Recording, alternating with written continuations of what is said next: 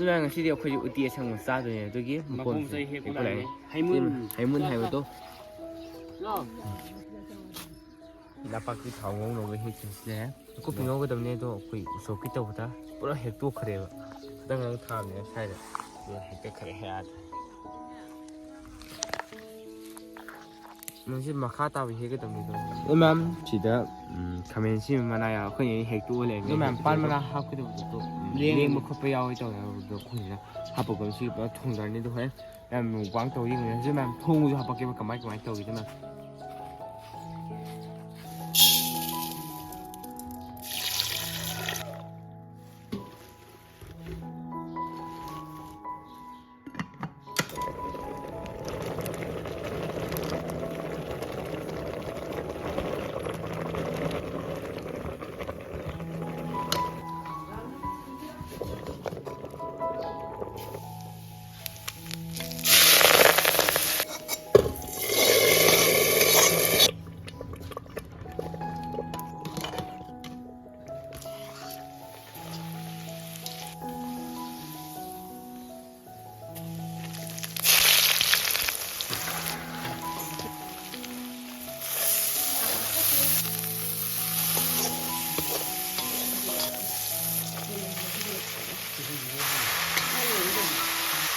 Kun ji ma ma sin ma khoi pulai ma khin mam uti thong ni ma khoi sa he he ki ba ma sa ma sa do ru pun de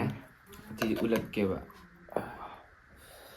kun ni pa thong da ring si di au da ki ka go kri kamen ka go ne au ri pa for ne au ri lek te sa ri u me pe au re au ti si le ma ho si je do to 이제 마야가 가면 이제 아참 마사로 하비 사요데 비자로 하는데 또 나오디 알 하비 나리 뭐 메거니도 남 시래도 하우도야 말레시 하우스 땅이 시 페이퍼 스캠 또 하비 도맘 사보 호도제 기기처럼 아니면 사보 호제 또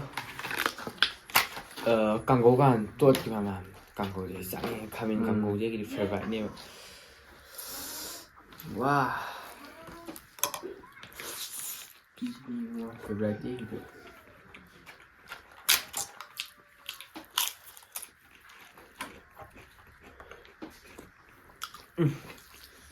Mẹ xin hỏi gì?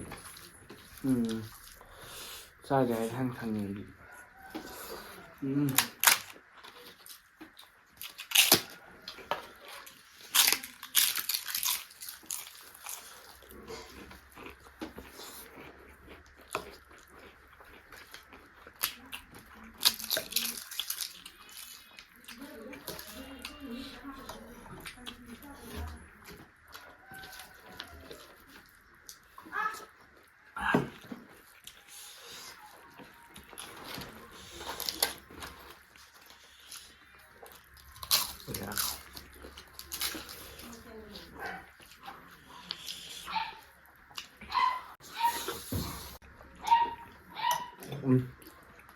Ôi ưu tiên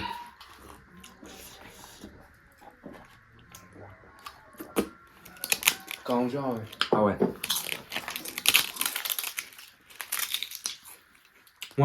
mua mà sai rồi nè sao tới tô cơm tôm này hao này cơm tôm này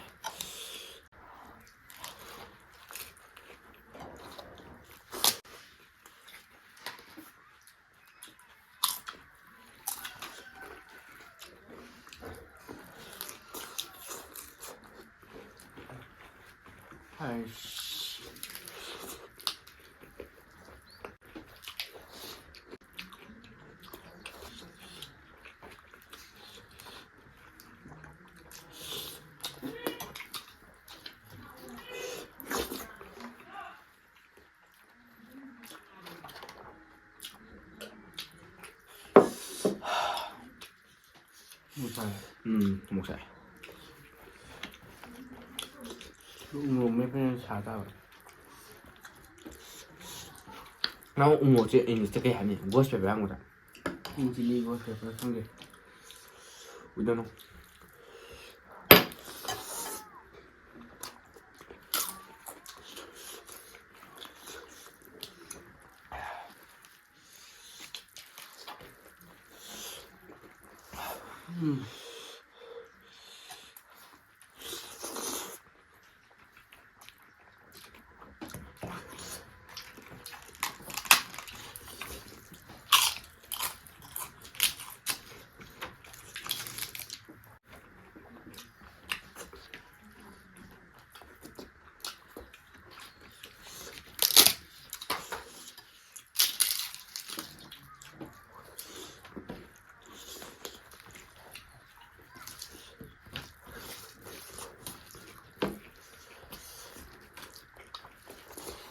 Mem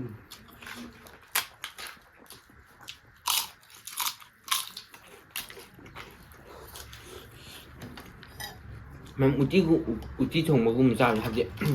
jam tumning ma phau ne isa mundra ko ne ba to si sa le ba ko tum mun na tram ti bi ba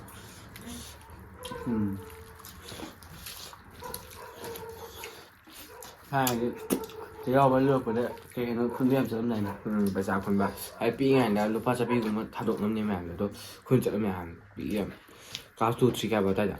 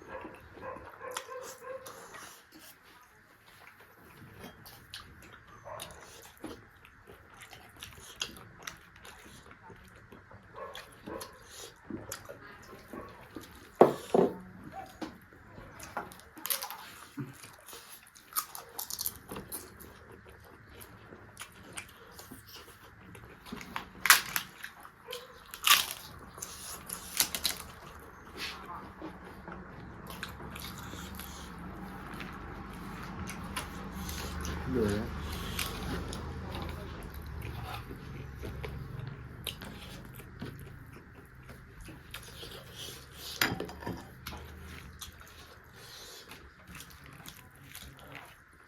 just about that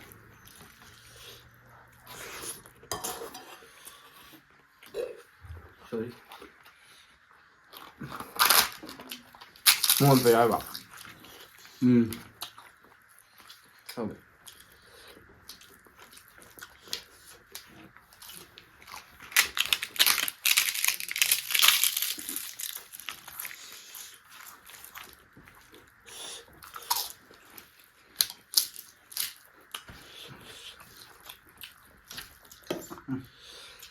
Ito sa kakwan na.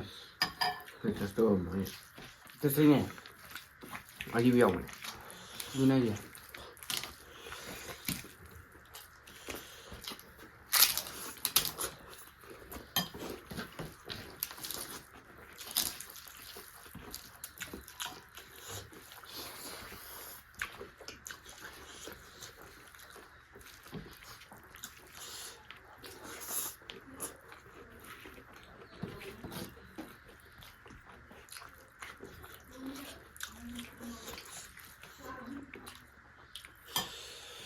last bite nya last bite tu selaga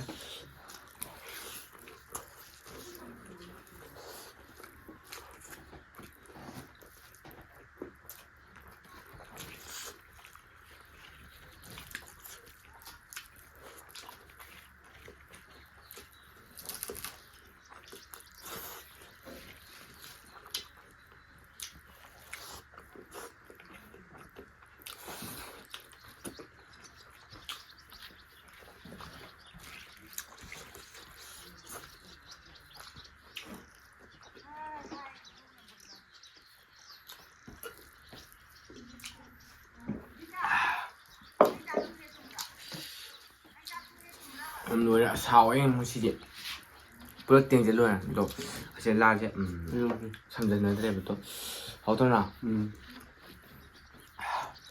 một sản xuất sẽ tổ cả thì mồi phải sao vậy thôi em mình tốt rồi nào thế mà giờ cứ sao rồi thì học thời gian xin mà thiệt gì à trong mga ta rồi thì tôi đây bữa cá nào này tôi thế tiêu thì tôi mới khăn dẻ khăn dẻ rồi mà không chỉ được xin cái đâu mẹ này cứ video chỉ vụ han being video những gì nữa like share subscribe to bro mà đi bell icon zu na biro mo mà đâu mẹ na khuyên cái video chứ đối với người ta ta tạm mỗi ban đi còn ta cái gì ở thì mẹ mà thằng video đâu muốn nói gì bye bye